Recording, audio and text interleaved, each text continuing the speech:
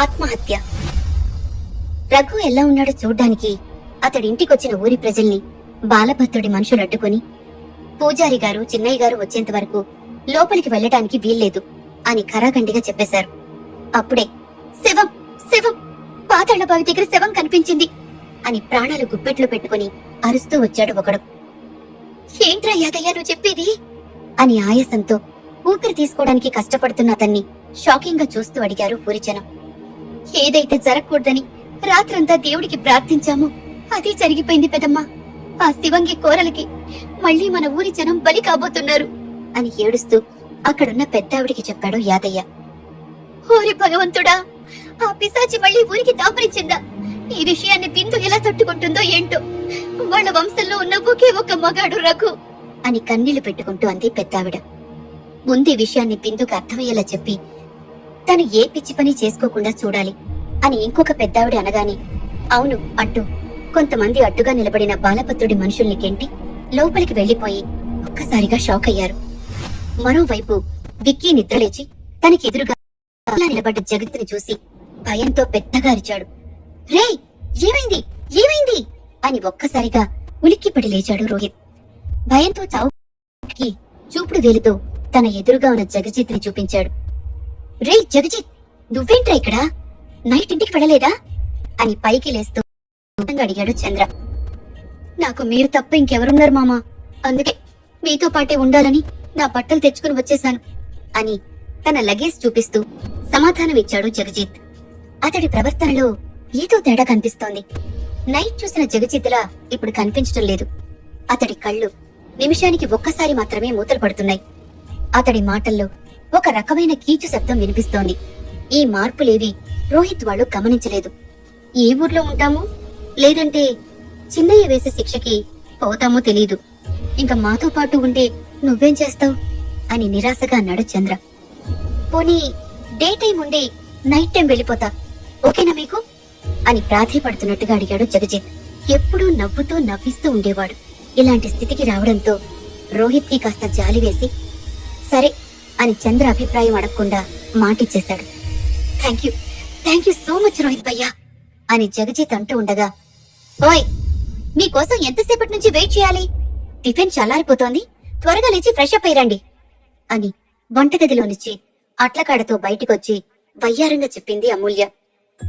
నేత చీరలో తెలుగింటి ఆడపడుచులా ఉన్న అమూల్య వైపు ఒక్క క్షణం ఆదమర్చి చూశాడు రోహిత్. నిన్నటి వరకు పిచ్చిదాల్లా బిహేవ్ చేసి ఈ రోజు ఏమీ తెలియని దాల్లా మాట్లాడుతున్న అమూల్య వైపు కాస్త ఆశ్చర్యంగా చూస్తూ, అమూల్య నువ్వెప్పుడు నిద్రలేచావు? నీ ఒంట్లో బాగోలేదు కదా అని విక్కీ అనుమానంగా అడుగుతుండగా రోహిత్ అతడి చేయి పట్టుకుని ఆపి, నువ్వు టిఫిన్ ప్రిపేర్ చేయము, 5 నిమిషాలు వచ్చేస్తాం అని తన ఫ్రెండ్స్ ని బయటికి తీసుకొచ్చేశాడు. ఏంట్రా మాట్లాడుతుంటే అలా బయటికి లాక్కొచ్చేసావు అని చంద్ర కాస్త గంభీరంగా అడిగాడు. ఇప్పుడిప్పుడే నార్మల్ అవుతున్న అమ్ముని మళ్ళీ ఇబ్బంది పెట్టడం కరెక్ట్ కాదు. తను లేచి మనందరికీ టిఫిన్ చేస్తోందంటే తన ఆరోగ్యం కుదుటపడిందన్నమాట అని సంతోషంగా చెప్పాడు రోహిత్. ఇదంతా నీ పిచ్చిరా రోహిత్, అసలు అమూల్యకి ఏం జరిగిందో తెలుసా? ఆలీబాబాని చంపింది అమూల్యే అని రోహిత్ చెప్పబోతుండగా, మీ అందర్నీ ఉన్న పళంగా మా చిన్నయ్య పాతాళ బావి దగ్గరికి తీసుకురమ్మన్నారు, ఆలస్యం చేయకండి పదండి అని అప్పుడే అక్కడికొచ్చిన సోమప్ప గంభీరంగా అన్నాడు. ఏంటి సోమప్ప ప్రతిసారి నీ దౌర్జన్యం? మేం కూడా మనుషులమే, మమ్మల్ని కూడా మీలో ఒకరిగా చూడండి అని గుమ్మానికి ఆనుకొని పెద్దరికంగా మాట్లాడింది అమూల్య. ఆమె కట్టు బొట్టు చూసి సోమప్పకి గుండె ఆగినంత పనైంది. 25 ఏళ్ల క్రితం శివంగి అలాంటి నేత చీరలే కట్టేది. మళ్ళీ ఇన్నాళ్లకి శివంగిని చూస్తున్నట్టుగా ఫీల్ అయ్యి ఒక క్షణం ఒడిగిపోయాడు. సోమప్ప పరిస్థితిని అర్థం చేసుకుని, మీరు చేసిన పనికి గ్రామంలో ఒక శవం లేచింది, పాతాళ బావి దగ్గర శవం కనిపించింది అని సోమప్పతో పాటుగా వచ్చిన గిరి కోపంగా చెప్పాడు. శవం అని వినగానే, ఓరి భగవంతుడా, రఘు చనిపోయాడా అని చంద్ర బాధగారిస్తే, లేదు లేదు, అలా జరగడానికి వీల్లేదు, నేనిప్పుడే పాతాళ బావి దగ్గరికి వెళ్తున్నాను అంటూ ఒక రకమైన ట్రాన్స్ లో బావి దగ్గరికి పరిగెత్తుకుంటూ వెళ్తుంది అమూల్య. అమ్మో ఎక్కడికి వెళ్తున్నావు, ఒక్క క్షణం ఆగు అని రోహిత్ కూడా పరుగును వెళ్తుంటే అతని వెనకాల తన స్నేహితులు, వాళ్ల వెనకాల బాలభద్రుడి అనుచరులు కూడా పరిగెత్తుకుంటూ వెళ్తున్నారు. రోహిత్ అమూల్యలు పాతాళ బావి దగ్గరికి వెళ్లేసరికి ఊరి జనం గుంపుగా పోగై తమ తోటి మనిషి చనిపోయినందుకు ఏడుస్తున్నారు. నేత చీరలో వస్తున్న అమూల్యను చూసి ఏడవటం ఆపేసి భయంతో పక్కకి జరుగుతున్నారు ఊరి జనం. ఆ దారి గుండా లోపలికి వెళ్లిన రోహిత్ తనకి ఎదురుగా వచ్చిన రఘుని చూసి ఒక్కసారిగా షాక్ అయ్యాడు.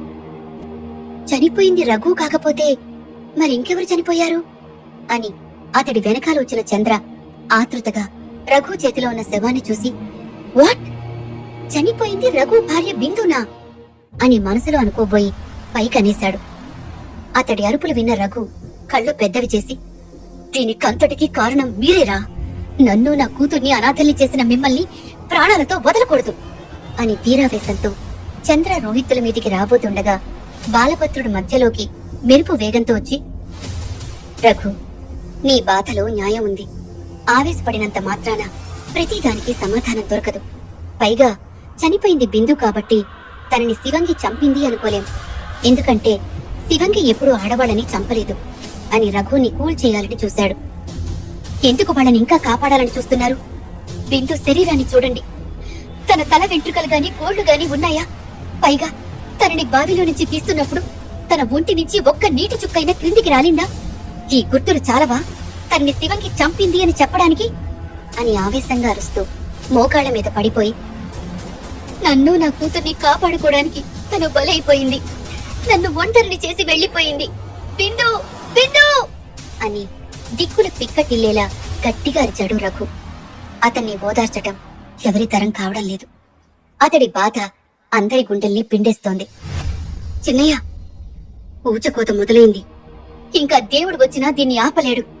ఈ ఏడుపు రఘు ఒక్కడితో ఆగిపోయేది కాదు అని కన్నీళ్లతో అంటూ ఆగిపోయాడు ఒక వ్యక్తి. అవును చిన్నయ్య, అప్పుడు మనల్ని ఆ పిశాచి నుంచి కాపాడడానికి దేవుడిలా వచ్చాడు దేవదత్తుడు. ఇప్పుడు అతడు కూడా ప్రాణాలతో లేడు. ఇక మనల్ని ఎవ్వరూ కాపాడలేరు అని ఇంకొక పెద్దావిడ చీరకుంగు నోట్లో పెట్టుకుని ఏడుస్తూ ఉంది. ఆ పిశాచి చేతుల్లో దారుణంగా చనిపోవడం కంటే మనకి మనమే ఆత్మహత్య చేసుకుని చచ్చిపోవటం మంచిది అని ఇంకొక ఇద్దరు ముగ్గురు అన్నారు. అక్కడున్న వారందరిలోనూ మరణ భయం శివంగి రూపంలో చాలా స్పష్టంగా కనిపిస్తోంది. ఎందుకు అందరూ ఇంత భయపడిపోతున్నారు? అసలు బిందుని చంపింది శివంగి అవునో కాదో చెప్పాల్సింది మీరో నేనో కాదు, పూజారి గారు. ఆయన వచ్చేంత వరకు ఎవ్వరూ మాట్లాడకండి అని బాలభద్రుడు కోపంగా అంటూ ఉండగానే పూజారి గారు అక్కడికొచ్చారు. అమ్మయ్యా, వచ్చేసారా? మీకోసమే ఎదురు చూస్తున్నాను. శివంగి వేసిన గుర్తు ప్రకారం చనిపోవలసింది రఘు, కాని చనిపోయింది బిందు. కాబట్టి తనని చంపింది శివంగి కాదు అని వీళ్ళందరికీ అర్థమయ్యేలా చెప్పండి. శివంగి ఇంకా దేవదత్తుడి బందీలోనే ఉంది అని చెప్పండి అని అభ్యర్థనగా అడిగాడు బాలభద్రుడు. పూజారి గారికి నోట మాట రావడం లేదు. భవిష్యత్తు కళ్ల ముందు భయంకరంగా కనపడుతుంటే ఊపిరి తీసుకోవటం కూడా కష్టంగా ఉంది ఆయనకి. ఏం మాట్లాడారండి పూజారి గారు అని ఆయన్ని కదిపి మళ్ళీ అడిగాడు బాలభద్రుడు. ఏం చెప్పమంటారు చిన్నయ్య? శివంగి శక్తి పెరిగిందని చెప్పమంటారా? బిందుని చంపింది శివంగి అని చెప్పమంటారా? తనిప్పుడు మన మధ్య ఉంది అని చెప్పమంటారా అని పూజారి గారు అనగాని బాలభద్రుడు షాక్ అయితే ఊరి జనం మొత్తం నేత చీర కట్టుకున్న అమూల్య వైపు భయంగా చూశారు. వాళ్ల చూపుల్ని అర్థం చేసుకున్న రోహిత్ అమూల్యకి అడ్డుగా నిలబడ్డాడు. బాలభద్రుడి హార్ట్ బీట్ ఒక్కసారిగా పెరిగిపోయింది. ఇప్పటి వరకు పూజారి రూపంలో కనిపించిన ఆశాజ్యోతి అతడు చెప్పిన మాటలకు ఆరిపోయింది. చిన్నయ్య, ఇప్పటి వరకు శివంగి మగవాళ్ళని మాత్రమే చంపుతూ వచ్చింది. కాని ఇక నుంచి ఆడ మగ చిన్న పెద్ద అని తేడా చూపించదు. ఊరిని మొత్తం నాశనం చేసేంత వరకు తని ఆత్మ శాంతించదు అని భయపడుతూ హిస్టీరియా వచ్చిన పేషెంట్లా ఉనికిపోతూ అన్నారు పూజారి గారు. చచ్చిపోయిన దానికి అంత పగుంటే బ్రతికున్న నాకు ఇంకెంత ఉండాలి? నా భార్య చావుకి కారణమైన ఈ నలుగురిని వదిలిపెట్టాను అని ఊరి జనంలో ఒకరి దగ్గరున్న గొడ్డలి తీసుకుని రోహిత్ మీదికి వెళ్లాడు రఘు. రోహిత్ నిర్భయంగా ఉన్నాడు. ఈ రోజు ఏదో ఒకటి తేల్చుకోవాలి అన్న దృఢ సంకల్పం అతడి కళ్లల్లో చాలా స్పష్టంగా కనిపిస్తోంది. రోహిత్ వెనుకున్న అమూల్య కళ్లల్లో రాక్షసత్వం కనిపిస్తోంది. రఘు చేతిలో ఉన్న గొడ్డలి రోహిత్ ని తాకక ముందే బాలభద్రుడు ఆ గొడ్డల్ని పట్టుకుని, రఘు, ఆవేశపడుకో. శిక్ష వేయడానికి వీళ్ళు మన ఊరి వాళ్ళు కాదు, అందుకే నేను పోలీసులకు ఇన్ఫార్మ్ చేశాను అని రోహిత్ చంద్రల వైపు కోపంగా చూస్తూ అన్నాడు. అతడి మాటలకి విక్కీ భయపడుతూ, ఓరి భగవంతుడా, ఏదో థ్రిల్లింగ్ ఎక్స్పీరియన్స్ కోసం ఈ ఊరొస్తే నన్ను ఇలా మర్డర్ కేసులో ఇరికించేశావేంటయ్యా? మా అమ్మ ఈ ఊరికి వెళ్ళొద్దు అని ఎన్నిసార్లు చెప్పిందో వింటేనా అని తల కుట్టుకుంటూ అన్నాడు. నైట్ బావి దగ్గరికి వచ్చింది నేను, రోహిత్, జగజిత్ మాత్రమే. ఈ విషయం ఆ పోలీసులు కనిపెడితే అమ్మో మా పని కంతే అని మళ్ళీ విక్కీ మనసులో అనుకుంటూ ఉండగా పూజారి గారు కూడా ఆ బావి దగ్గరకు వచ్చిన విషయాన్ని గుర్తుకు తెచ్చుకున్నాడు. వెంటనే ఒక్క క్షణం కూడా ఆలస్యం చేయకుండా అడుగు ముందుకు వేసి, పిలిపించండి. హంతకుల్ని మీ పక్కనే పెట్టుకుని మా మీద నింద వేయాలని చూస్తున్నారు కదా, ఇదేనా మీ న్యాయం? ఇదేనా మీ ధర్మం? అని పాత సినిమాల్లో ఎన్టీఆర్ వాయిస్ లా మార్చు పూజారి గారి వైపు చూస్తూ అన్నాడు విక్కీ. ఏం మాట్లాడుతున్నావో నువ్వు కాస్త వివరంగా చెప్పు అని కోల్డ్ వాయిస్ తో అడిగాడు బాలభద్రుడు. విక్కీకి సడన్ గా అంత ధైర్యం ఎలా వచ్చిందో రోహిత్ కి అర్థం కావడం లేదు. అసలు ఏ ఉద్దేశంతో అతడలా మాట్లాడాడో కూడా అర్థం కావడం లేదు. బాలగారు, నైట్ 1 గంటకి ఈ పూజారి గారు ఇదే బావి దగ్గరికి కంగారుగా రావటం నేను చూశాను.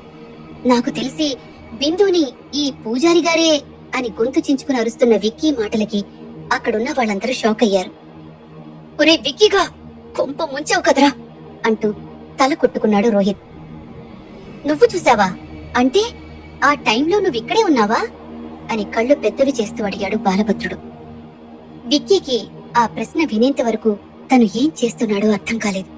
అర్థమైన తరువాత నాలిక ఖర్చుకోవడం తప్ప ఇంకేం చేయలేకపోయాడు.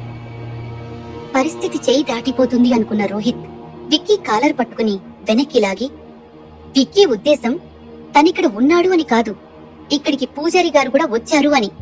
ముందు ఆ ప్రశ్నకి సమాధానం చెప్పండి అని అడుగుతున్న రోహిత్ రొమ్ము చీల్చుకుని తన స్నేహితుల్ని కాపాడే వీరుడిలా కనిపిస్తున్నాడు. చిన్నయ్య, వీళ్లతో ఇంక మాటలేంటి? శివంగి తన బందికాన నుంచి తప్పించుకోవడానికి మన ఊరు వల్లకాడు కావడానికి కారణం వీళ్లే అని మరొక్కసారి రుజువైంది. వీళ్ళకి అత్యంత దారుణమైన శిక్ష వేసి చంపేయండి అని బాధగారిచారు పూజారి గారు. శిక్ష వేయడానికి ఆయనెవరు, వెయ్యమని చెప్పడానికి నువ్వెవరు అని పోలీస్ జీపులో స్టైల్ గా కిందకి దిగుతూ అన్నాడు ఇన్స్పెక్టర్ వివేక్ రావత్. అతడి జీప్ చాలా వేగంగా రావడం వల్ల గాల్లోకి లేచిన దుమ్ము చెదిరిపోవడానికి 2 సెకండ్ల టైం పట్టింది. ఆ దుమ్మును చీల్చుకుంటూ హాలీవుడ్ హీరోలా బాలభద్రుడి దగ్గరకొచ్చాడు వివేక్. 6 ఫీట్ హైట్, కండలు తిరిగిన జిమ్ బాడీ, ఫెయిర్ లుక్ తో చాలా హ్యాండ్సమ్ గా కనిపిస్తున్నాడు వివేక్ రావత్. నమస్కారం ఇన్స్పెక్టర్ గారు, నేనే మీకు ఫోన్ చేసింది. నా పేరు బాల అని అక్కడ జరిగిన గొడవ గురించి బాలభద్రుడు చెప్పబోతుండగా ఆపు అన్నట్టు చేయి చూపించి, ఈ వివేక్ రావత్ కి ఏ విషయం రెండోసారి వినే అలవాటు లేదు. ఇక్కడ ఏం జరిగిందో దారిలోనే వినేశాను అని యాటిట్యూడ్ గా చెప్తూ, మూర్తి, బాడీ చుట్టూన్న వాళ్ళని క్లియర్ చేయించి బాడీని పరిశీలించు అని తన కానిస్టేబుల్ కి చెప్పాడు వివేక్. ఇన్స్పెక్టర్ గారు, నేను చెప్పేది ఒకసారి వినండి అని బాలభద్రుడు ఏదో చెప్పడానికి ప్రయత్నిస్తుంటే, ఎంతసేపు ఎగ్జామిన్ చేసేది అని కోపంగా అరిచాడు వివేక్. అతడు కసురుకుంది తన మీదే అని అర్థం చేసుకున్న బాలభద్రుడు సైలెంట్ అయిపోయాడు. ఊర్లో కింగ్లా బ్రతికినవాడు శివంగి మీదున్న భయంతో ఇన్స్పెక్టర్ దగ్గర చేతులు కట్టుకుని నిలబడ్డాడు. 5 నిమిషాల తర్వాత, sir, completed. This is pre planned murder. బాడీని చూస్తుంటే తనని ఎవరో ఘోరంగా హింసించి చంపేసినట్లు కనిపిస్తోంది. తల వెంట్రుకలు మొత్తం పీకేశారు. చేతి గోళ్లు, కాళ్ల గోళ్లు కూడా పీకేశారు. బాడీ మొత్తం నీలంగా మారిపోయింది. ఇది తప్ప ఒంటి మీద ఇంకేం గుర్తులు లేవు. నాకు తెలిసే ఆ అమ్మాయి మీద రేప్ అటెంప్ట్ కూడా జరిగుండొచ్చు అని కానిస్టేబుల్ మూర్తి చెప్పాడు. ఇప్పుడు చెప్పండి, మీకు ఎవరి మీదైనా అనుమానంగా ఉందా అని పొగరుగా అడిగాడు వివేక్ రావత్. ఉంది. 50 ఏళ్ల క్రితం చనిపోయిన శివంగి మీద అనుమానంగా ఉంది. క్షమించాలి, అనుమానం కాదు, బిందుని చంపింది శివంగి ఆత్మే అని నేను బల్లగుద్ది చెప్పగలను అని అప్పటి వరకు అణుచుకున్న ఆవేశాన్ని బయట పెడుతూ అన్నాడు బాలభద్రుడు. అతడి మాటలకి షాక్ అయిన వివేక్ రావత్ ఒక్క అడుగు వెనక్కి వేశాడు. అతడి కాలికి రాయిలా ఏదో తగలడంతో కిందకి చూసి మళ్లీ షాక్ అయ్యాడు. బాలభద్రుడు చెప్పిన శివంగి కథని ఇన్స్పెక్టర్ వివేక్ రావత్ ఎలా రిసీవ్ చేసుకుంటాడు? అతడి కాళ్ల కింద దొరికిన వస్తువును చూసి ఎందుకు షాక్ అయ్యాడు? ఆ హత్య కేసు నుంచి రోహిత్ తన స్నేహితుల్ని కాపాడుకోగలడా? అమూల్య నేత చీర ఎందుకు కట్టుకుంది?